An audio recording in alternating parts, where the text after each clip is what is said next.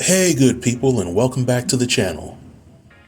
Earlier this week, I was checking out one of the Tubi movie recommendation groups on Facebook, and I saw a ton of people recommending a new Tubi original movie called Robbin. A lot of people claimed that the movie was not only a better version of Set It Off, but it was one of the best Tubi original movies that had ever been made. So naturally, I felt the need to investigate such claims. So the million-dollar question is, what did I think about the movie Robbin? If you lend me a few moments of your time, I'll gladly give you the good, the bad, and the ugly of the movie.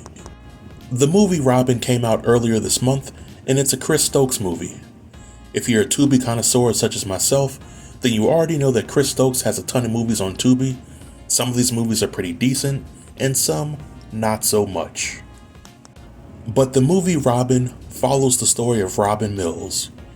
Robbin is a young lady who is the vice president at a bank, and we learn very early on that she's extremely smart, she's gifted at negotiating with clients, and she's a true go-getter.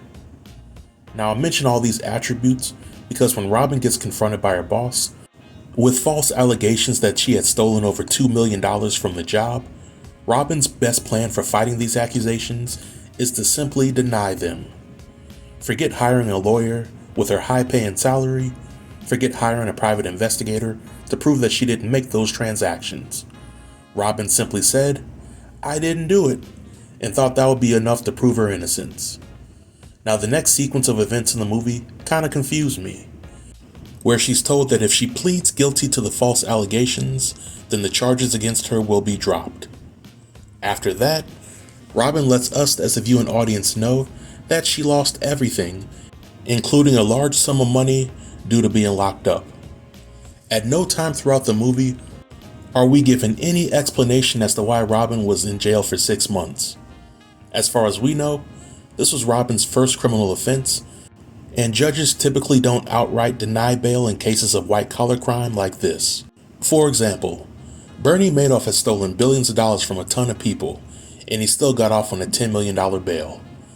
So if Robbin didn't spend any money on a lawyer, and she didn't spend any money on bail, how did she lose nearly all of her money while in jail? We don't really know, and the movie doesn't really try to tell us. Now, I mention these things because what truly separates a movie like Set It Off from a movie like this is that Set It Off had storytelling that made sense. In the movie Set It Off, we as a viewing audience know all the main characters and their motivations for turning to a life of crime, and it made sense. In this movie, the writing was a little wonky, and for somebody like me to truly enjoy a type of movie like this, I would have to pretend that I don't see the very obvious plot holes and WTF moments.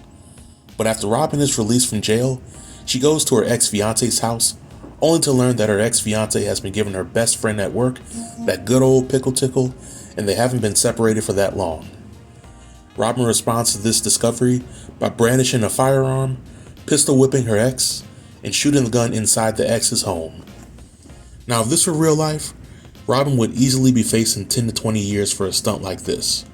But this is the world of make-believe, and I gotta treat it like such. So Robbin ultimately reunites with her friends from childhood, and she appoints herself as the leader of the group, as well as the mastermind behind the plan to rob her former employer. This is where the movie gets sillier, because Robbin's plot armor while robbing these banks must be made out of vibranium. So if I had to rate the movie on a scale of 1 to 10, I would give it a solid 3, and this is for 3 reasons: the writing, the acting, and the pacing. I've already shared some of my issues with the writing of the movie, but all in all, the movie would have us believe that the character Robbin was savvy enough to outsmart the police and the FBI, but she never suspected that her boss may have tried to set her up to take the fall for the false charges. Let's keep it real here. Her boss invited her over to his house, he was a father figure to her, and he gave Robbin a shot to lead the company when nobody else would. Yet when an allegation like this came out about Robbin, the boss never questioned it or attempted to learn why Robbin may have tried to steal from him. To somebody like me, the red flags were painfully obvious very early on in the movie, which made the movie more predictable for a large part of the story.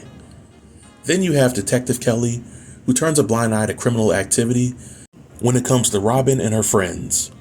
In the movie, the FBI and Internal Affairs learn pretty quickly that Detective Kelly has ties to Robbin and her friends, They also learn that Robbin and her friends are tied to all the robberies. Yet, instead of removing Detective Kelly off of the case or looking deeper into her connections with the women, the powers that be simply leave Detective Kelly to her own devices, and they allow her to muck up the entire case that they were building up against Robbin. I also want to talk about the ending. Towards the ending of the movie, Robbin and the crew are on a high-speed chase with the police, and they have a helicopter for backup. Somehow, Robbin and the crew are able to outrun the helicopter and the squad cars, and they stop for what seems to be an eternity in order to go through the next stage of their plan. When they all exit the vehicle, most of the team yell at the pregnant woman that's a part of the team, and they encourage the woman, who is nearly 9 months pregnant, to run on foot and leave them behind so that she had a chance of escaping. The pregnant girl is reluctant to leave the crew behind and save herself, but the crew continue to yell at her until she leaves. So she listens to them, and less than 5 minutes later, the police catch up to her and nearly shoot her and her unborn baby.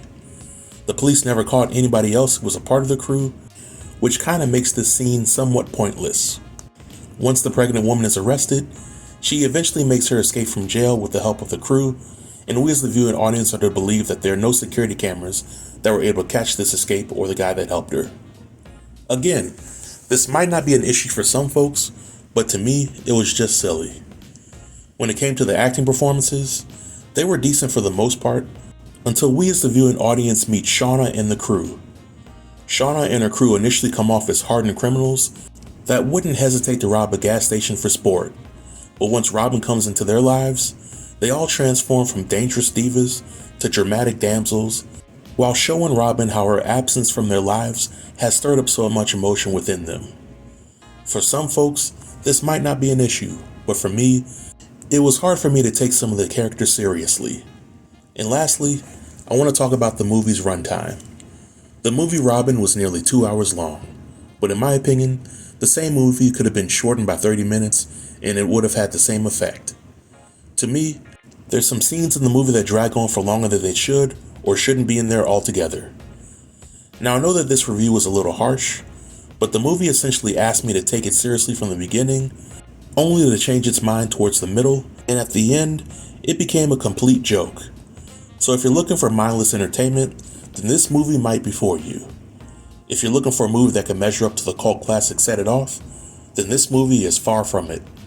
You have been warned. But this marks the end of my review. If you have any comments about the movie or the review, feel free to leave them below in the comment section and I'll be sure to reply to everybody. Until next time, stay tuned and stay safe. Peace.